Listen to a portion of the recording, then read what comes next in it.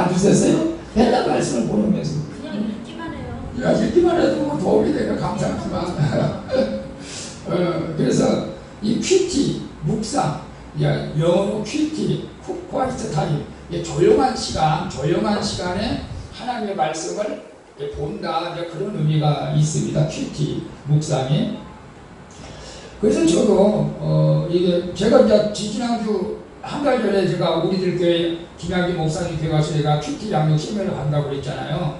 그리고 한 달 동안 계속 또 와서 또 교육도 받고 이제 그러고 왔습니다. 그래서 제가 생각하는 퀴티하고 그쪽 교회에서 하는 퀴티하고, 그러니까 일반적으로 사람들이 하는 퀴티하고 그쪽 교회에서 하는 퀴티하고가 현저하게 다른 점을 제가 발견을 했던 거죠. 여러분, 그래서 우리가 이 퀴티를 사실 처음부터 잘하는 사람은 없습니다. 그래도 우리가 이 자꾸 묵상하다 보면 언젠가는 이제 깨닫게집니다. 여러분, 저는 우리 성도님들이 믿음이 약하다고 그렇게 생각하지는 않지만, 그러나 여러분 어떤 분은 내가 믿음이 약하니까 자꾸 젖만 먹으라고 이렇게 한다면 젖만 먹고는 우리가 성장에 나갈 수가 없잖아요. 밥도 먹어야 되고 고기도 먹어야 되고, 그죠? 그래서 우리가 자꾸 신앙이 성장 업그레이드가 돼야 됩니다. 그래서 말씀을 계속 우리 박남수 읽기만 해도 나중에는 이제 그 뜻을 성령께서 이제 가르쳐 주실 것입니다. 그래서 이 퀴티가 두 가지가 있습니다. 하나는 이제 성경 해석적으로 보는 거죠. 그래서 이 문자적인 퀴티입니다. 저는 지금까지 이제 퀴티를 그렇게 해왔죠. 문자적으로. 그래서 거기서 하나님께서 예를 들어 거룩하지 않으면 거룩하게 살아야 되는구나. 또 하나님께서 기도하라고 하면 기도하라고 그러는구나. 예배드리라고 하면 예배 드려야 되는구나. 그것을 퀴티로 이제 생각했는데, 물론 그것도 퀴티는 퀴티죠. 그러나 제가 이제 여러분들과 함께 나눌 수 있는 퀴티는 이제 말씀을 통해서 이제 부속사적으로 우리가 이제 말씀을 바라보는 것이죠. 좀 어렵게 느껴질 수도 있지만, 그래서 또 쉬워요, 사실은.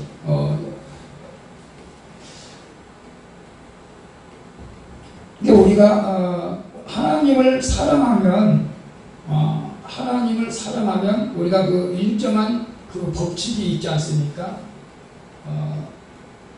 내 마음대로 아무렇게나 하나님을 사랑한다고 하는 것은 잘못된 것이죠. 그건 방종이죠, 사실은. 여러분, 우리가 부부지간에 내가 아내를 사랑합니다, 남편을 사랑합니다, 말은 그렇게 하고 어떤 일정한 법칙을 지키지 않는다면 그건 거짓말이죠. 부부지간에는 일정 법칙이 있잖아요. 그 법칙이 뭐예요? 외도하면 안 돼요. 바람 피면 안 돼요. 그리고 자기가 할 일은 해야 돼요. 그런 법칙을 안 지키고 말로만 사랑한다고 하면은 그건 거짓 사람이 될 수밖에 없잖아요. 우리가 하나님을 사랑한다고 이렇게 고백하잖아요. 여러분, 다 우리 한번 그 연애의 경험이 아마 있을 겁니다. 그죠? 연애, 남녀 관계에서 사랑하는 그런 우리 주정수 입사도 있을지 모르겠지만, 사랑을 할 때 내가 상대방을 사랑합니다. 그런데 상대방이 나를 사랑한다고 느꼈을 때 내가 사랑하는 그가 나를 버리지 않고 나를 계속적으로 사랑하기를 바라는 마음에서 내가 좋아하는 것들을 포기할 때가 있어요. 여러분 그렇지 않습니까? 저는 늘 우리 사모님한테 이제 회개하는 마음으로 살아갈 때 내가 좋아하는 걸 포기를 안 했으니까. 근데 포기해야 되거든요, 사실은.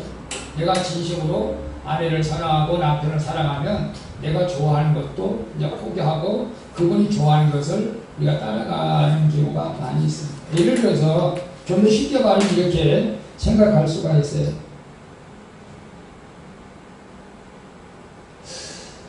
저는 이제 냉면을 좋아하고 얼큰한 음식을 좋아하는데, 우리 사모님이 어디 식당에 가자고 할 때에 뭐 이제 야채, 돈가스를 먹고 싶다든가 그러면 괜찮아, 돈가스 먹어, 나도 먹을 수 있어, 이렇게 해야지. 에이, 돈가스 나 맛없어, 그냥 냉면 청양고추 먹고 있는 거 이렇게 하면 안 된다는 거죠. 사실은 여러분은 어때요? 아직도 여러분이 고집을 피우고 있나요? 우리가 하나님 앞에서도 마찬가지예요. 하나님께서 너는 이렇게 좀 해라 라고 하는데 안 돼요. 하나님, 나는 이렇게 할 거예요. 이게 이건 하나님을 사랑한다는 것은 잘못된 거죠. 자기 방식으로 자기 고집대로 하는 것이지, 하나님을 사랑한다고 진식으로 말하기는 어렵지 않겠어요?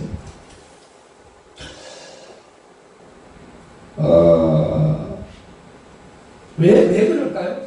내가 가만히 느껴보니까 내가 저 사람을 사랑하는데 내가 그 사람 말을 안 따라주면 그 사람이 나를 버릴 것 같아. 그러니까 그 사람 말을 따라줄 수밖에 없어. 진짜로 사랑한다는 거예요. 우리가 하나님을 진짜로 사랑한다면 하나님의 말씀에서 벗어나면 안 된다는 거죠. 자, 보세요. 우리가 말씀을 다시 한번 봅니다. 복 있는 사람은 악인의 길을 쫓지 아니하며 죄인의 길에 서지 아니하며 오만한 자리에 앉지 아니하고, 2절 보면 오직 여호와의 율법을 즐거워하여 그 율법을 귀하로 묵상하는 자로다, 이렇게 말씀하고 있어요. 그래서 하나님의 율법, 여호와의 율법은 곧 그 율법은 말씀이 하나님이니까 이 말씀은 곧 하나님이잖아요. 그 말씀, 여호와의 율법은 곧 하나님을 의미하는 거지 않습니까? 하나님을 의미합니다. 그래서 이 하나님의 말씀을 읽을 때에 기쁨이 있어야 돼요. 내가 하나님을 사랑한다면. 그래서 다윗은 10편 19장 10절에 보니까 하나님의 말씀, 그때 이제 구약성경, 파피루스, 또 이제 선지자들의 말, 그런 거밖에 없었는데, 하나님의 말씀이 곧 그 많은 정금보다도 더 사모할 것이고 송이꿀보다도 더 달다가 이렇게 고백을 했습니다. 그래서 우리가 말씀을 제가 이제 하면서 적용을 한번 해봤어요. 여러분이 하나님의 말씀을 이렇게 대할 때에 묵상할 때 여러분 기쁨이 있었습니까? 아니면 부담스럽게 느껴졌습니까? 하나님의 말씀을 대할 때 다윗은 송이꿀보다도 정금보다도 덜 달다고 그러는데, 여러분 하나님의 말씀을 대할 때 기쁘고 그렇게 다른 것처럼 느꼈나요? 아니면 말씀이 너무 부담스럽다, 이렇게 나 이거 부담을 줄까, 그렇게 느끼셨나요? 아니, 부담을 줄 때도 있고 기쁨을 줄 수도 있습니다. 그건 이제 나름대로 사람마다 다르기 때문에 큐티도 적용이 다릅니다.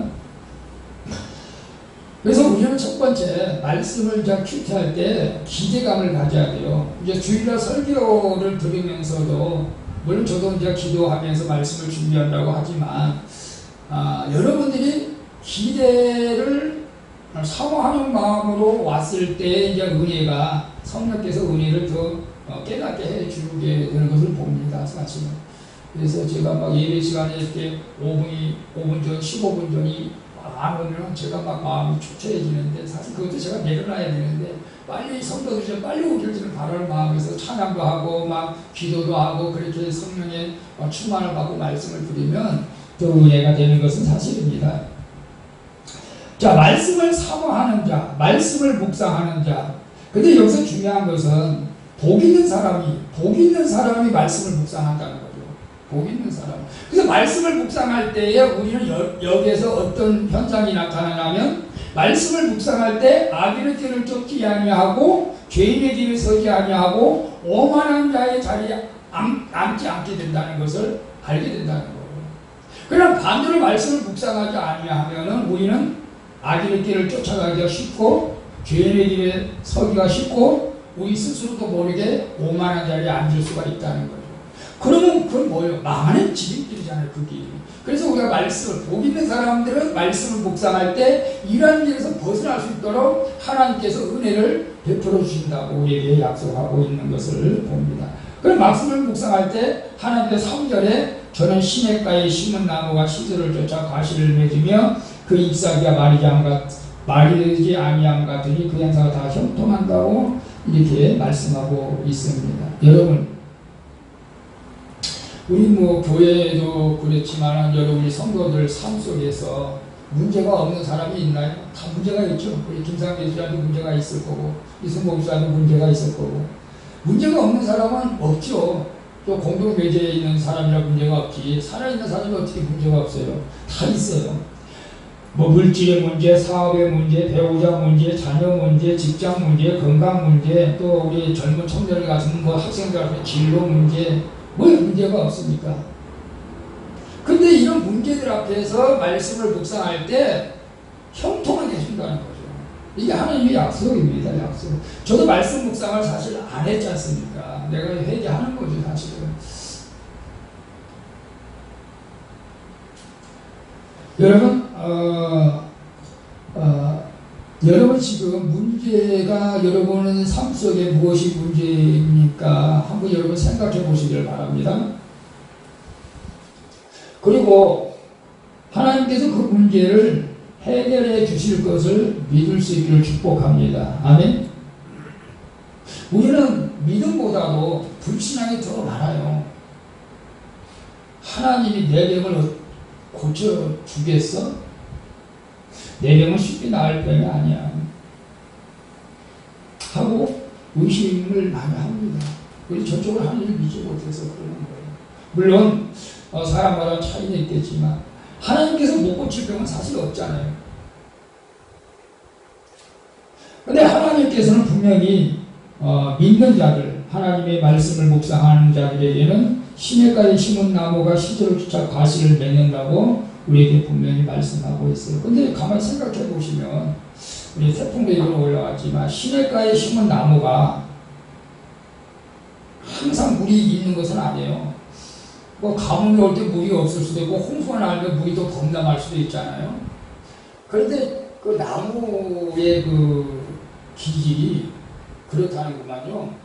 홍수가 날 때는 물을 갖다가 뿌리로 싹 보낸대요. 나무가 홍수가 날 때는 물을 갖다 뿌리로 싹 보내고 가뭄이 올 때는 그 뿌리에 있는 물을 갖다가 위로 솟아 올라오게 해서 그 나무들이 이렇게 살아간다는 거죠.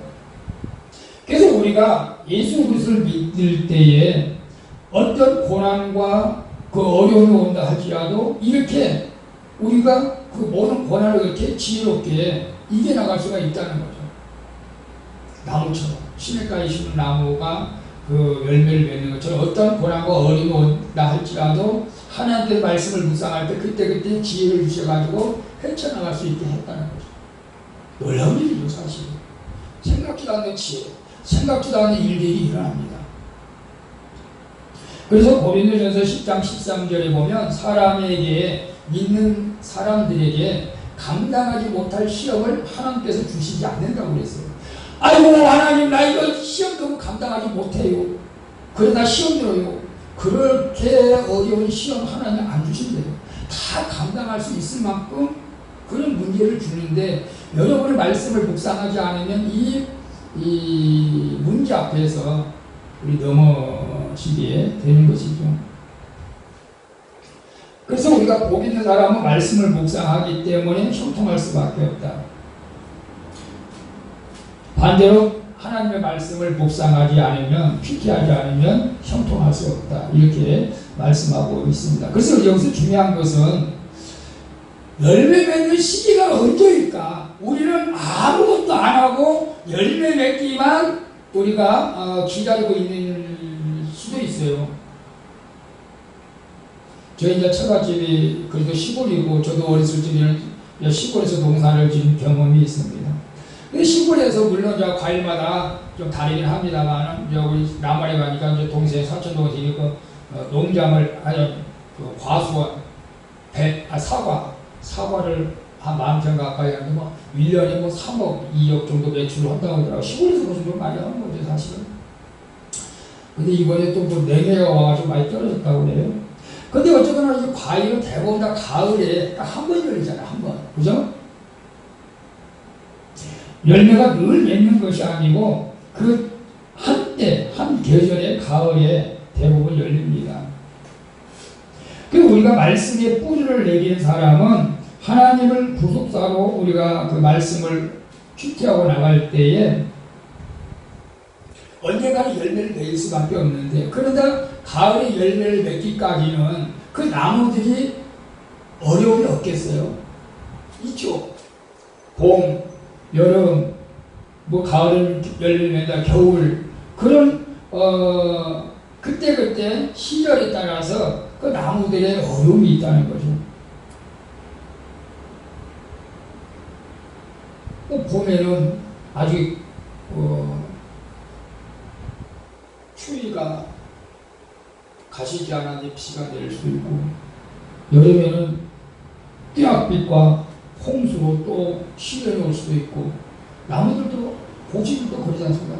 또 나무를 치면은 겨울에는 다 잎이 떨어지고 앙상 가지만 있을 때 그 추위를 또 견뎌야 되고, 그런 우리가 그 자연을 통해서도 우리 신앙생활을 한번 보셔야 된다는 거죠. 그래서 그 나무들이 아우 나 추워 못 살겠다 나 죽어야겠다 하고 겨울에 나무가 죽어버리면 가을에 열매를 맺을 수가 없잖아요. 여름에 너무 뜨거워 나 너무 뜨거워서 못 살아요.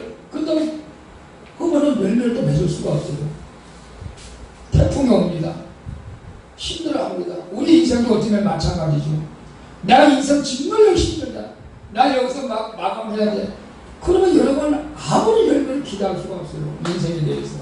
그러나 이런 아픔과 고난 가운데서 하나님의 말씀을 딱 읽어보니까 하나님의 말씀을 묵상할 때 이것을 이길 힘을 다 주시는 거예요. 놀라운 일이에요. 김양재 목사님이 그걸 느낀 거예요. 그걸. 김양재 목사님, 우리들 때 김양재 목사님이 물론 뭐 서울대도 나왔고 남편이 의사였지만 30대에 과부가 돼가지고 너무나 자기만의 어떤 고난이 있었겠죠. 여러분 사람마다 고난이 다르지 않습니까? 자녀들 아버지가 없으니까 삐딱하게 나가지. 대학 입시치는데 맨날 낙방하지. 그리고 여자 입장에서 보면 얼마나 또 성적인 유혹도 또 있었겠어요. 그런 것들을 다 이겨내고 결국 말씀을 날마다 퀴태오니까 그 이길 수 있는 힘이, 능력이 거기 나오더라는 거죠.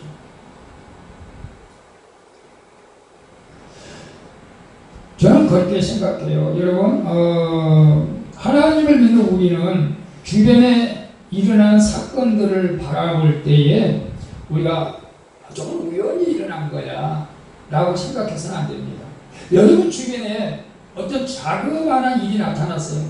그 우연이라고 생각하면 안 돼요. 하나님께서 이 일을 통해 날 무엇을 깨닫게 해주실 건가를 우리가 깨달아야 돼요. 설령 내가 길을 가다가 자동차 작은 접촉사고가 났다 할지라도 이 일을 통해서 하나님 뭘 깨닫게 해주시려고 하는 것입니까? 저는 하나님께서 감사하게 저번에 김종진 할아버지가 여기 와서 운명을 그래도 마감을 했지만 한 영혼이 이렇게 귀하다는 것을 깨닫게 해주신 거예요. 그래서 그 자녀분들 저에게 부탁을 한 거예요. 목사님 우리 아버지 한 영혼을 그렇게 귀하게 여긴 것처럼 그렇게 한 영혼을 귀한 여긴 목사님으로 계속 주님 오실 때까지 그렇게 되어주기를 부탁합니다. 예, 그렇게 하겠습니다. 그래서 우리 예삼촌도 와서 구원시키려고 그렇게 제가 노력을 했었고, 그리고 우리 이모부도 가서 이제 구원을 시켰고, 그리고 또 어저께는 또 동생들 또 저기 조카들 막 다 예수모 그 예수 믿고 다 천국 가야 된다고 기분 그 사람 듣든 안 듣든 말 너나 잘해 막 그런 모욕 가운데 때문에 있어요. 제가 이제 내 밴드에 보면 그런 제가 큐티 그 답을 제가 하나 읽어보시는지 모르겠어요. 어제 또 우리 예삼촌 자녀가 너무 사업이 잘 돼가지고 돈이 많아요. 수천억 원 돼요. 저하고 같이 공부를 했었어요. 대학을 같이 공부했었고 내가 청년회 회장할 때 같이 또 신앙생활을 했었어요. 그래서 제가 걔 세울 때 야 너 돈 1억 내놔. 내가 맡겨준 것처럼 막 돈도 달라고 할 정도로 가깝게 지내고 그랬었어요. 그래서 지금 믿음만 들어가면 교회도 얼마든지 건축도 할 수 있을 그런 능력도 되지만 내가 그걸 바라는 것은 그가 이제 상처가 있었고 어려움이 있다 보니까 처갓집이 불교 집안이다 보니까 이게 신앙을 떠나버렸어요. 그리고 제가 잘못한 부분도 좀 있었어요. 저번에 고백했다시피 그 아픈 사건이 있을 때 제가 이혼하라 그것을 제가 큰 회개합니다. 그래도 네 아내를 사랑해야지. 두 자녀를 잃어버렸을 때 그 말이 너무나 제가 후회를 합니다. 그래서 지금 아이 둘 낳고 좀 잘 살고 있어요. 자, 오늘 우리가 말씀을 우리가 바라볼 때에 하나님께서 어떤 문제 앞에서도 하나님께 해결할 수 있는 힘을 주신다는 거죠. 그러나 악인은 어떻게 됩니까? 악인은 그렇지 않으며 오직 바람이 나온 겨와 같다. 그러므로 악인은 심판을 견디지 못한다라고 말씀하고 있습니다. 자, 여기서 우리가 구속사적인 적용을 어떻게 해야 됩니까? 구속사적인 적용을 하라고 하는데, 자, 문자적인 적용을 제가 아까도 말씀드렸잖아요. 그냥 나는 그러면 그냥 매일 말씀을 그냥 묵상할 거야. 이건 문자적인 해석이에요. 문자적인 퀴즈예요. 그래, 여러분 그것도 나쁘진 않잖아요. 매일 말씀을 읽는다는데 그게 나쁠 수가 없죠. 이건 그냥 말씀을 그냥 읽는 거죠.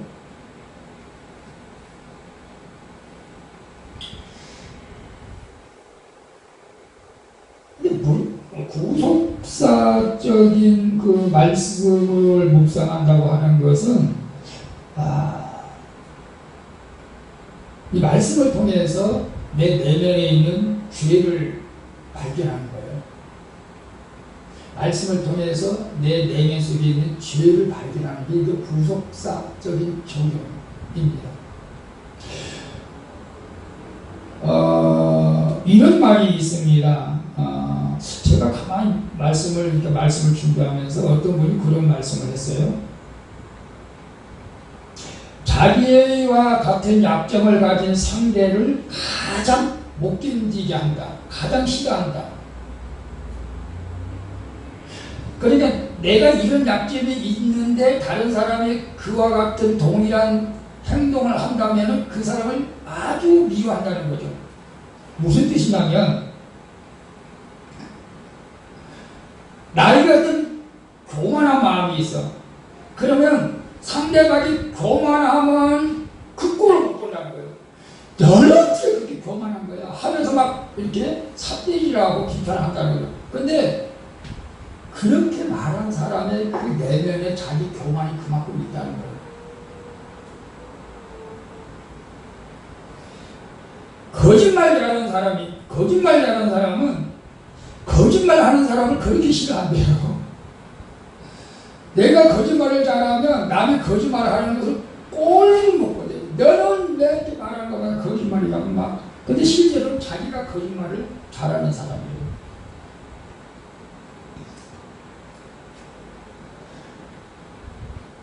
여러분, 그래서 우리는 말씀을 보면서 그런 걸 깨달아야 돼요. 내가 가장 남에게 말하는 것이 나의 견디지 못한 큰 약점이 거기 안에 있다. 그럼 여러분, 남에게 어떤 말을 하고 있죠?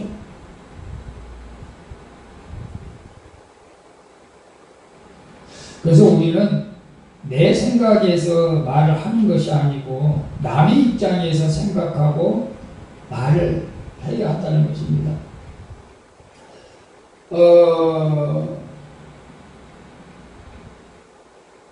참 인간의 그 죄성은 목회자나 성도나 집사나 장로나 다 똑같아요. 어차피 인간이니까. 여러분 보세요. 구약 성경 요나에 보면 요나가 그 하나님의 그 니느웨로 가서 복음을 전해야 된다라고 했을 때 안 갑니다. 지금 북한 개방되면 북한으로 갈 선교사님들이 한국에 많이 있습니다만은 반대로 남북한은 안 갑니다. 그런 사람도 있어요. 내가 북한을 많이 해야 되니까 그렇게 생각하는 사람도 있어요. 아주 민족주의자 같은 사람은. 이게 요나는 민족주의 사람이었죠. 다시스는 니느웨는 반드시 망해야지 하는 그 축복에서만 안 됩니다. 그러니까 그들이 내가 복음을 전해가지고 그들이 구원받는다는 것은 저는 인정하지 못합니다. 난 그래서 안 가겠습니다. 여러분, 지금 여러분 주변에 그런 사람이 있습니까? 저 인간은 망해야 돼. 저 인간은 지옥 가야 돼. 난 저 사람한테 복음을 안 전할 거야. 여러분 주변에 그런 사람이 없기를 축복합니다. 아멘.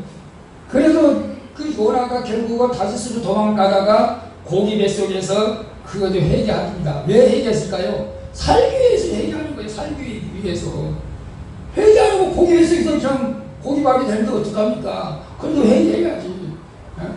그 회개하니까 하나님께서 고기 뱃속에서 요나를 다시 토해내게 하죠. 그래서 니느웨에 가서 이제 복음을 전할 때 니느웨 그 성에 12만 명이 멸망당하지 않고 구원을 얻는 그런 놀라운 기적을 이제 일으킨 것을 보게 됩니다. 그런데 요나가 그 날씨가 더운데 이제 그 성 밑에 앉아있다가 그 박넝쿨이 탁 이게 더위를 피해주고 그늘을 만들어주니까 너무 이제 편하게 이제 쉬고 있었어요. 어저께 우리 이제 그 좀 사촌 형님이 좀 머리가 없습니다. 대머리입니다. 대머리니까 날씨가 뜨거우니까 이게 현기증이 아니에요. 현기증이. 모자가 안 모자라서 그래가지고 더워가지고 머리가 어쩌다고 막 난리를 치더라고. 대머리다 보니까. 근데 이제 제가 볼 때 요나가 대머리였나 봐. 어쨌거나 10월에 그늘이 좋았는데 하나님께서 요나가 어떻게 하나 보려고 했는지는 모르겠지만 벌레를 갖다가 막 보내가지고 그 박명쿨을 갖다 싹 죽여버려요. 그러니까 다시 막 햇볕이 쨍쨍 내려지니까 요나가 성질을 냅니다. 뭐라고 성질 내죠? 나 이제 이 뜨거워서 못 살겠습니다. 내가 죽겠습니다. 막 그러면서 하나님 앞에 막 대항을 합니다. 그래서 하나님이 그렇게 말씀하시죠. 너는 박명쿨 하나 그렇게 귀하게 여기면서 12만 명을 너는 죽이려고 했던 놈이야. 너는 박명쿨 하나도 귀하게 여긴 것처럼 12만 명도 귀한데 너는 그걸 깨달으라고 하나님께서 그런 거죠.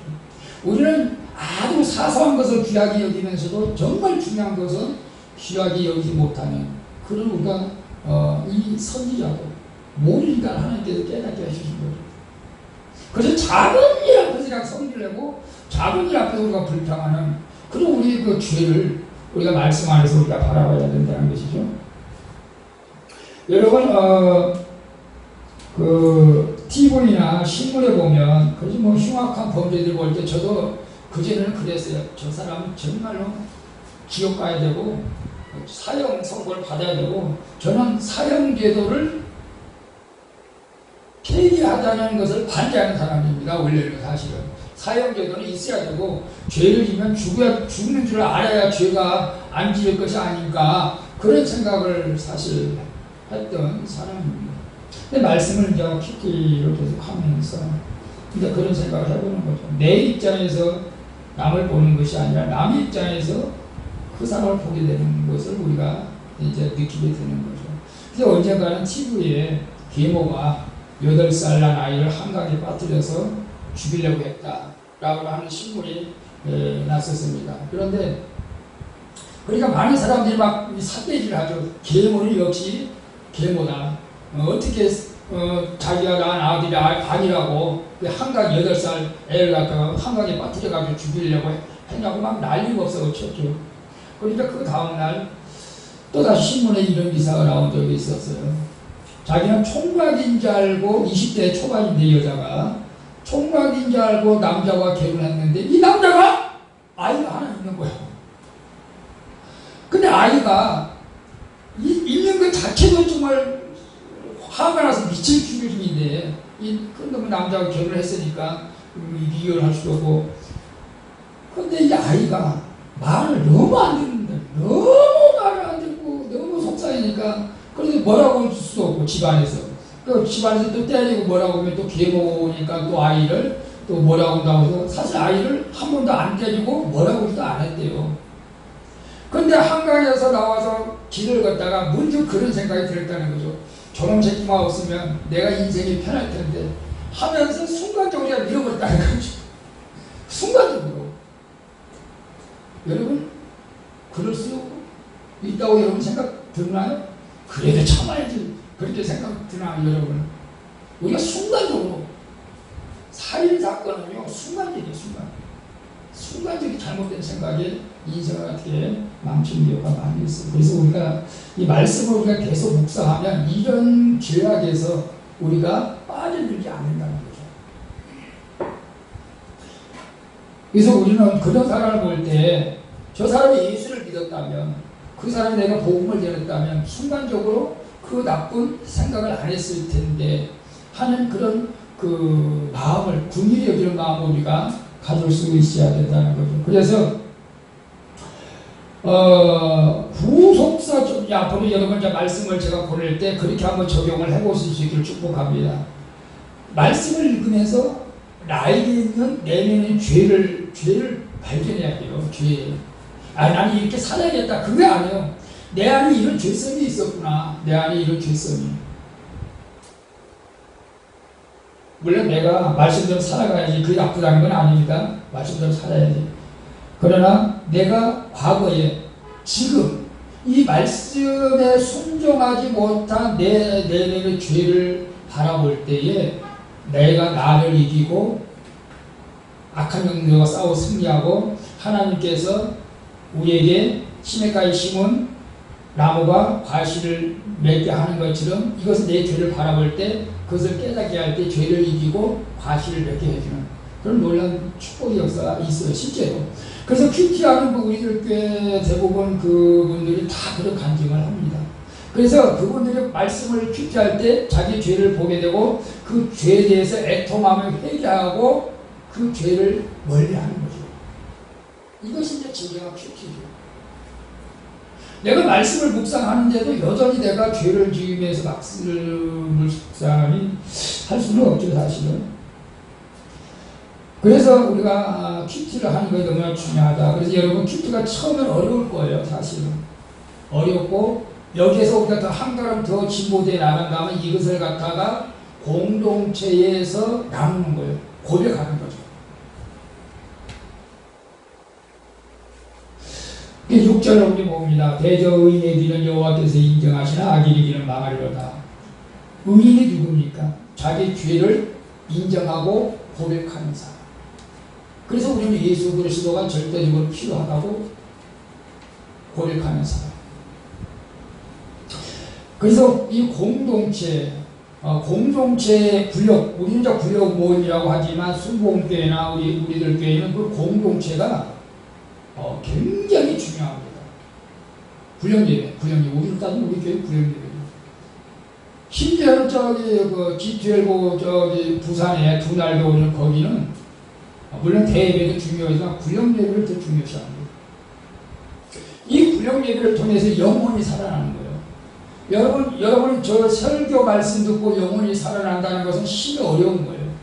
구역에서 말씀을 큐티하면서 그들이 막 영적인 분위기가 살아나고 거기에서 막 회의하고 통회하고 그런 일들이 많이 실제적으로 거기에 교회는 일어납니다. 여러분 왜 새로운 성도가 오면 교회를 정착하지 못한 이유 그것이 교회 왜 정착률이 적은가에 대해 연구한 그 결과가 이런 거예요. 교회에 대화할 사람이 없대요. 대화. 이야기할 사람이 없대요.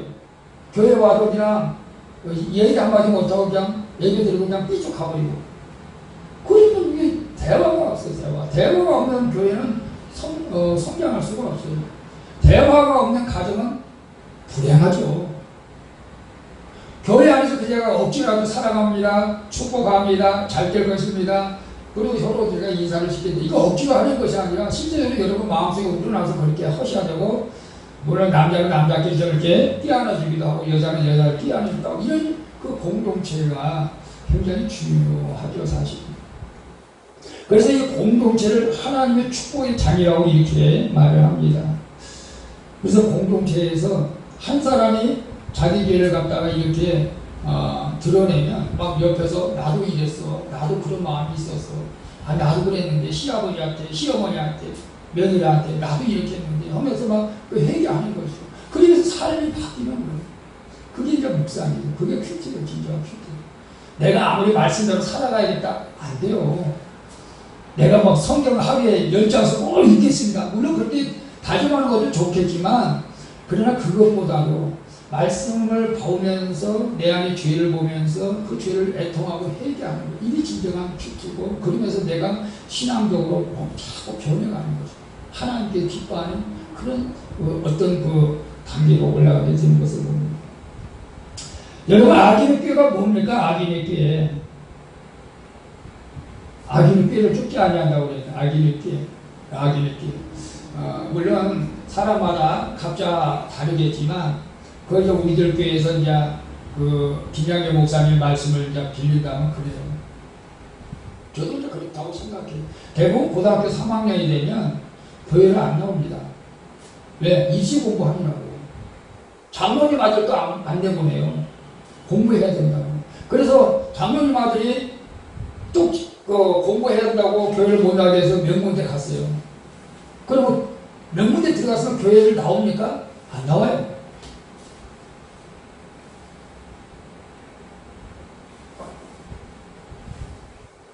이게 굉장히 중요합니다. 그래서 이제 그 김양기 목사 깨달은 거 그랬대요. 예수님도 초등학교도 안 나왔는데 우리 아들이 대학교 못 가면 어떠나? 야, 대학교 못 가면 좋다. 그럼 말씀 기대해라. 말씀 기대해. 자녀한테 그랬대요. 실제적으로. 너희들 대학교 안 가도 괜찮아. 그럼 말씀만 기대해라. 그런데 오히려 하나님께서 그들 앞길을 여러분의 명미대 사필을 학교를 여러분도 한번 그렇게 도전해 보시길 축복합니다. 그래 내가 돈을 못 벌는다 할지라도 내가 직장을 못 나간다 할지라도 말씀하면 기대해보자. 그리고 구명예배 한번 참석해보자. 그런 마음의 좀 결단이 필요하다는 거죠. 여러분 우리가 예배도 마찬가지입니다. 우리가 얼마든지 핑계댈 수 있어요. 목사님 오늘 반전 이 시골 가야 됩니다. 어머니 아픕니다. 다 핑계. 저희가 이제 하나님 앞에서 우리의 핑계를 정말로 어리석은 핑계를 사실 하나님 앞에서 어떻게 우리가 핑계할 수가 있습니까? 사실은 핑계할 수 없어요. 물론 여러 가지 몸이 아플 수도 있고 그렇지 못할 사람도 있겠지만 이 핑계가 악인의 꾀에 넘어간다는 거죠. 핑계가. 그래서 어저께도 제가 걱정이 돼가지고 저 혼자가 시골 내려갔다 왔지 않습니까? 왜? 구역 모임 한다고 그랬어요. 그 구역 모임이 잘 지냈어요? 못 지냈어요? 제가 마음이 좀 아팠어요, 사실은. 그래, 그럼 저 시골에 가서 구역 예배는 꼭 드리면서 퀴즈 이번에 우리가 한번 해볼 수 있기를 축복합니다. 말씀을 나눠보세요. 진실을 한번 나눠보세요. 여러분의 답답한 심장이 다 열리고 여러분이 놀란 가정에 여러분 삶 속에 놀라운 일들이 일하게 될 줄로 믿습니다.